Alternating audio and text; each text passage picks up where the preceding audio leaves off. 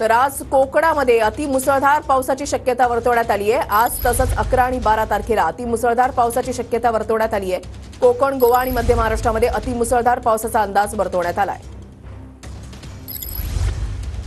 तर कोकण किनारपट्टीला आज अतिमुसळधार पावसाचा अंदाज जो आहे तो वर्तवण्यात आलेला आहे। आज तसंच 11 आणि 12 तारखेला अतिमुसळधार पाऊस कोकण पट्ट्यामध्ये कोसळू शकतो। कोकण, गोवा आणि मध्य महाराष्ट्रामध्ये अतिमुसळधार पावसाचा अंदाज वर्तवण्यात आला आहे। कृष्णकांत आमचे प्रतिनिधी आमच्या सोबत आहेत, अधिक माहिती जाणून घेणार आहोत। कृष्णकांत,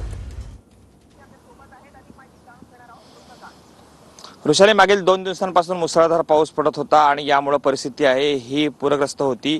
चिपळूणमध्ये देखील वशिष्ठ नदीला पूर आलेला होता। आपण या दृश्यांमधून पाहू शकतोय, हा संपूर्ण डोंगराचा भाग आहे। या डोंगराच्या भागामधून ही वशिष्ठ नदी वाहत असते। यामुळे इथं असणाऱ्या घरांना पुराच्या पाण्याचा धोका असतो। प्रचंड मोठ्या प्रमाणात पाणी देखील साठलं गेलं होतं, यामुळे धोका कायम होता। मात्र सध्या 4 तासांपासून पावसानं विश्रांती घेतलेली आहे।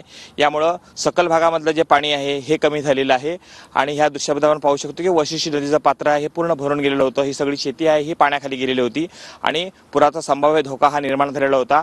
महापुराचा धोका हा चिपळूणला कायम असतो, त्यामुळे चिपळूणमध्ये पाणी भरलं की इथल्या व्यापाऱ्यांच्या मध्ये प्रचंड मोठी धडकी भरते आणि सगळ्या यंत्रणा अलर्टवरती असतात। सध्या देखील NDRFच्या 2 टीम आहेत ह्या या ठिकाणी सक्रिय झालेल्या आहेत। आपत्ती व्यवस्थापनाच्या टीम आहेत ह्या सक्रिय झालेल्या आहेत।